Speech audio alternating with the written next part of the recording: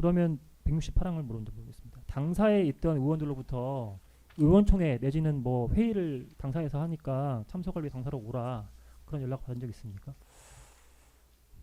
기억이 명확하지 않은데 저한테 따로 전화한 사람은 없었던 것 같고요. 그때는 상황이 해제됐기 때문에 의원총회는 사실은 그 표결 대응 등등 그 상황을 위해서 소집된 거라서 저는 특별히 당사로 가서 만약에 정말로 무슨 의사결정을 할 거가 있어서 다 같이 모이는 상황이 아니면은 그냥 그 특별히 글로 가야 된다는 생각을 못 하고 있었습니다.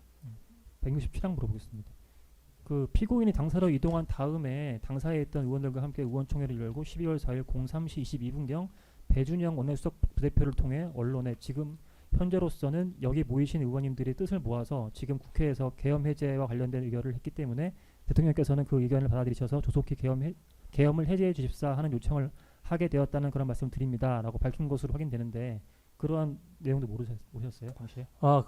지금 말씀하시니까 그 봤던 기억이 납니다. 그래서 의원총회가 그래도 거기서 적정한 메시지를 냈구나 이렇게 생각했던 기억이 납니다. 그런데 그 회의에 참석한다는 연락을 못 받았다는 말씀이신가요? 제가 받고 안 갔는지 그냥 그랬는지 모르겠는데 그거는 그냥 능히 예상되는 이제 국회에서 해제 절차가 이미 표결이 이루어졌잖아요. 그 이후에 그 표결과 관련된 메시지가 나오는 건 너무 당연한 상황이어서 제가 특별히 거기에 막 참여해가지고 저만의 무슨 특별한 의견을 내거나 할 게 없었거든요. 그래서 제가 공지를 받고도 안 간 건지 아니면은 아예 그냥 그 공지를 신경 안 쓰고 있었던 건지는 잘 기억이 안 납니다. 그리고 그냥 메시지가 나온 거 보고 거기 모여 있는 우리 국민의힘 의원들 메시지로서는 적정하다라고 생각한 기억이 납니다. 네, 나머지 생략하고 마지막으로 한 가지만 더 물어보겠습니다.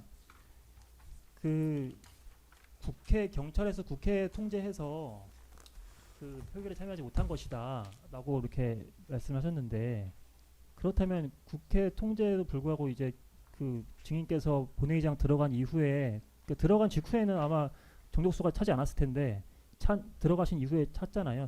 의원들이 네. 늘어나서. 네. 그럼 그 의원들은 어떻게 국회에 들어왔다고 생각을 하십니까? 근데 이게 지금 민주당도 의원총회를 할 수가 있고요. 또 열려있는 출입문이 몇 개가 열려있는지도 저는 정확히 모르고 제가 들어가는 그 출입문 상황만 아는 데다가 확실한 거는 민주당 의원들이 본회의장에 계속해서 추가로 들어왔어요. 그 얘기는 어딘가 모여있다가 의원총회를 했든지 뭘 하든지 계속 모여있었다는 거거든요. 그래서 뭐 일부 그 담을 넘은 사람도 있겠지만 실질적으로 어떻게 출입했는지는 저는 관심사항도 아니었고 어떻게 출입했는지 알 방법도 없고 그리고 그냥 어느 시점부터는 민주당 의원들도 분위기가 이제는 단독으로도 의결할 수 있다는 분위기가 딱 형성이 됐어요. 그러니까 민주당 의원들 분위기 보면 알잖아요. 네. 그러니까 국회의장한테 계속 요구를 하고 국회의장은 계속 기다리라고 해서 왜 저렇게 기다리라고 하지? 라는 생각을 계속 했습니다. 한 개만 더 추가로 물어보겠습니다. 그 증인도 어쨌든 법조인 출신이시니까 네. 비상계엄을 선포하더라도 국회의 기능에 대해서는 어떤 제한이나 그 조치를 할 수가 없다는 사실 알고 계시죠? 비상계엄 해제 권한은 기본적으로 네. 당연히 이 헌법의 상치주의상 저는 그거는 보장이 될 거라고 생각을 했고 실질적으로 그때 출입이 계속 봉쇄됐던 상황이 아니다 보니까 저는 그냥 국회 표결에 대해서는 제가 무슨 방해를 받는다든지 위협을 받는다는 생각을 그 당시에는 아예 해보질 않았거든요. 그런데 국회의원이 어쨌든 어느 한 시점이라도 국회의원이 국회에 들어가는 것을 경찰이 막는다. 그럼 그 자체로 위헌적인 소지가 있는 거 아닙니까? 근데 그 막은 어떤 특단의 무슨 사정이 있거나 특별한 어떤 사후의 사정이 있는지를 그거를 파악해야지 판단할 수가 있는 거죠. 그 부분은 그 당시에 실제로 반대로 보면 더 이상한 겁니다. 그러면은 계속 그거를 막을 생각이었으면 계속 막지. 왜 이렇게 많이 들여다 보내줬지? 사실 담을 넘는 것도 통제를 하려고 마음 먹으면은 담 넘는 게 무슨 뭐 막 엄청나게 몰래 뭐 어디서 하는 게 아니고 버젓이 그냥 국회 담이 있는 거고 출입문 바로 옆이 담이에요. 그러니까 다음으로 넘는 것도 그걸 통제하지 않고 들어올 수 있었다는 얘기는 그만큼 그 출입 통제의 목적이 무엇이었느냐에 대해서 여러 가지 생각이 들게 만드는 거거든요. 그래서 실제로 저는 당시에 이게 어떤 사유가 있어서 이렇게 열렸다 닫혔다 하며 또 어떤 문은 출입 못하게 하면서 밤에 대한 경계는 아예 하지도 않는다. 그래서 저는 좀 이상하게 생각했습니다. 당시에. 알겠습니다. 예, 반드시 마치겠습니다. 변호사님 물어보실 거.